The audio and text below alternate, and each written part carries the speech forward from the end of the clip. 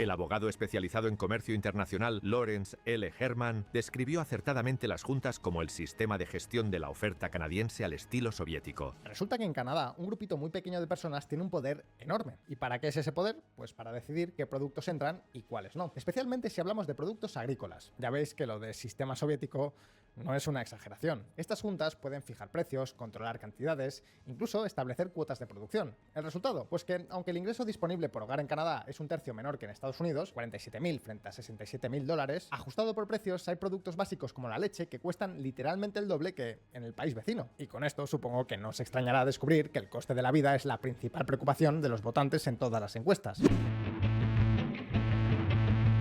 ¿Queréis más cifras? Pues este sistema le cuesta a cada hogar canadiense entre 300 y 430 dólares al año. Pero ojo, porque no se trata solo de barreras al comercio exterior. Canadá también tiene aranceles internos. Sí, has oído bien. Internos, aranceles entre provincias de un mismo país, principalmente en forma de regulaciones. Y amigos, resulta que este tipo de impuestos, este tipo de aranceles entre provincias de un mismo país, era algo que ya existía de hacía mucho tiempo. Existía en la Edad Media, y ya en su momento era algo muy mal visto. Pero en Canadá, pues ahí siguen, se ve que no son tan progresistas como siempre han dicho. Y no es poca cosa, se calcula que estas barreras internas le cuestan entre un 3% y un 4% del PIB, una auténtica sangría. Sin embargo, nada de esto explica la crisis actual, porque pensadlo bien, todo lo que os hemos contado son problemas serios, pero no son problemas nuevos, llevan décadas ahí. Es decir, sí que explican por qué Canadá no ha crecido tanto como podría, pero no explican el estancamiento brutal de los últimos años. Para entender esto, tenemos que mirar estudios mucho más recientes, estudios como este. En este gráfico estáis viendo los distintos componentes del PIB per cápita junto con una predicción que hizo la OCDE para tener una referencia. ¿Por qué está funcionando tan mal la economía canadiense? Pues básicamente por tres caídas. Menos porcentaje de población activa, un aumento del desempleo y, lo más importante, una caída muy fuerte del capital por trabajador. La OCDE esperaba que esta métrica creciera un 3,7%, pero en realidad ha caído un 1,4%. Aunque la productividad laboral ha subido un poco, está claro que la economía no está sabiendo aprovechar al máximo todo el potencial de sus trabajadores. ¿El motivo? Pues hay dos problemas muy caros, uno con el capital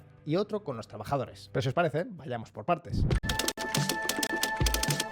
Para que los trabajadores tengan un capital con el que trabajar, es decir, máquinas, equipamiento, software, pues hace falta inversión. Y sabéis que Canadá lleva unos cuantos años suspendiendo completamente esta asignatura. Es el segundo país del G7 que menos invierte en investigación y desarrollo, solo por encima de Italia. Y lo poco que invierte domésticamente tampoco lo soluciona trayendo inversión extranjera. A principios de los 2000, Canadá atraía inversiones equivalentes al 9% de su PIB, pero en los últimos años esta cifra se ha estancado entre el 2 y el 3%. Y es que, aunque la crisis apenas golpeó al país, sí sirvió de excusa para aprobar leyes muy restrictivas a este tipo de inversión. De hecho, Canadá está en la cabeza de la OCDE en el ranking de poner palos en la rueda de la inversión extranjera. Además, su economía es muy dependiente de las importaciones. Por poner un ejemplo, el 50% de su maquinaria viene desde el extranjero. Y claro, los últimos años, pues coincidiréis conmigo en que no han sido precisamente favorables para el comercio internacional. Y para Canadá, por supuesto, han sido especialmente malos. No obstante, amigos, este no es siquiera el único problema. El desempleo entre los jóvenes está en máximos desde hace 15 años, con una tasa del 14%, que es el doble de la media de toda la economía. Esto se debe en parte a que los jóvenes son más propensos a trabajar en las industrias más expuestas a los aranceles de Donald Trump, pero muchos opinan que la verdadera causa es la inmigración masiva. Justin Trudeau abrió las puertas del país de par en par. Y eso se nota, para bien o para mal. En apenas 4 años, desde el 2001, la población residente no permanente se multiplicó por 3, pasando del 1.000.000 a los 3 millones de personas. Pero esto es solo una pequeña parte de toda la inmigración que ha entrado al país. El shock ha sido tan grande que ya hay un 10% más de hombres que de mujeres. Y esto se debe a que normalmente los inmigrantes son mayoritariamente hombres. Es más, el gobierno, de nuevo, del mismo partido que Trudeau, se ha dado cuenta también de que esto es un problema y ya está dando un giro de 180 grados con la política migratoria. Aquí hablamos además de inmigrantes generalmente poco cualificados que ni siquiera llegan con un empleo bajo el brazo. Entonces, ¿estos inmigrantes son una maldición económica? Pues, a ver, con matices. Vamos por partes.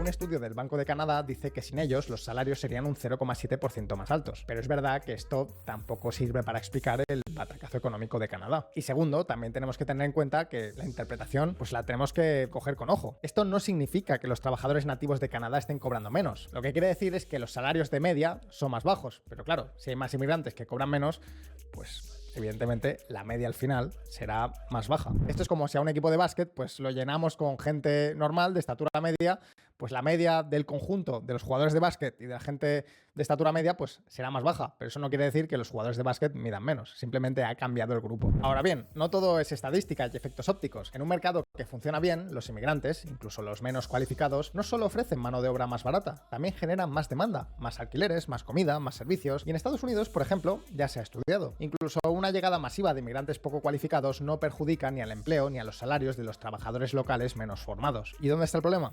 Pues que Canadá no es Estados Unidos. Su economía es mucho menos dinámica y donde más se nota es en un mercado que ya está asfixiando a millones de canadienses, el de la vivienda.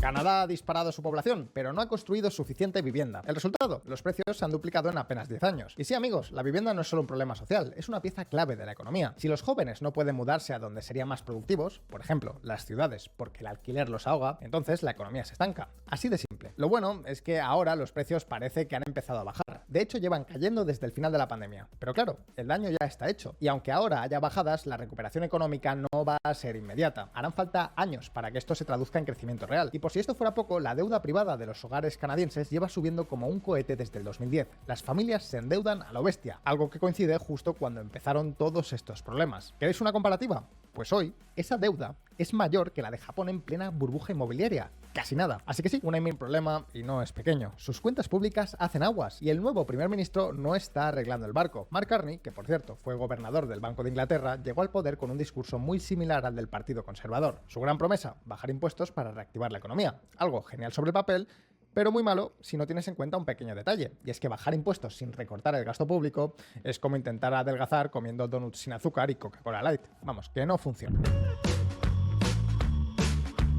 Y atentos al dato. Según estimaciones oficiales, el plan de Carney puede llevar a Canadá a un déficit de 70.000 millones de dólares y podría subir hasta los 90.000. Estaríamos hablando del segundo mayor déficit de toda la historia del país, solo superado por el gasto extraordinario durante el COVID. Y eso, ojo, que Trudeau ya se había marcado una década entera de despilfarro, o sea que no es que la vara estuviese precisamente alta. Ahora bien, hay una pequeña buena noticia, y es que a pesar de tanto déficit, la inflación sigue baja. Esto le da al Banco Central margen para bajar tipos y darle un empujoncito a la economía, pero tampoco nos engañemos. Los tipos en Canadá ya son más bajos que en Estados Unidos, e incluso que en Europa, y la economía, pues bueno, sigue por el fango. Muchos economistas creen que este tsunami de gasto público ha vuelto a la economía canadiense menos dinámica, más lenta y menos competitiva. Y aquí, amigos, es donde está el meollo de todo este asunto. Hasta ahora os hemos hablado de muchas causas: aranceles internos, inmigración mal gestionada, falta de inversión, déficit descontrolado, pero todo se puede resumir en una sola idea. Canadá se durmió en los laureles. Después de la crisis del 2008, era el alumno modelo, el país al que todo el mundo se quería parecer. ¿Para qué cambiar? ¿Para qué mejorar las cosas? ¿Para qué reformar? Como somos el modelo de referencia, pues vamos a gastar a manos llenas. Pero los buenos tiempos no duran para siempre, y cuando llegaron curvas, Canadá no estaba preparado. Y no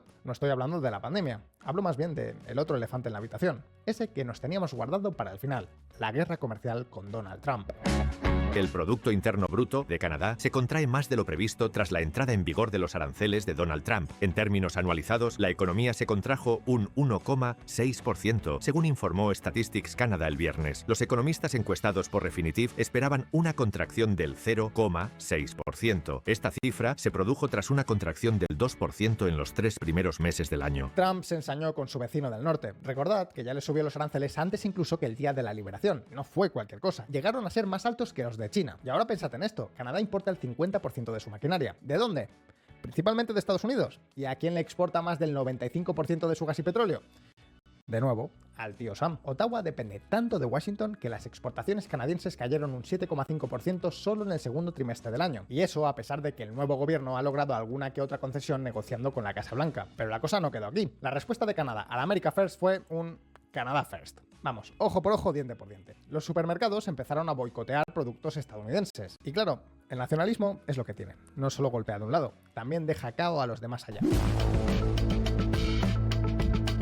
Los productos del resto del mundo también se llevaron la bofetada de rebote. El primer ministro Carney ahora quiere diversificar el comercio. Está invirtiendo para conseguirlo, pero eso no se hace de la noche a la mañana. Requiere tiempo y mucha voluntad política. ¿El problema? Pues que durante la era Trudeau ciertos grupos de presión se volvieron intocables. Y no hablamos de fondos de inversión como BlackRock. Hablamos de asociaciones medioambientales, de grupos indígenas o juntas de ganaderos que pueden frenar proyectos enteros. Así que en resumen, sí, el gran responsable del estallido de esta década perdida canadiense tiene nombre y apellido: Donald Trump. Pero tampoco nos engañemos, Trump ha sido solo el viento que ha terminado de derribar un castillo de naipes. El problema real estaba en los cimientos, y esos, amigos, eran mucho más frágiles de lo que parecían. Dicho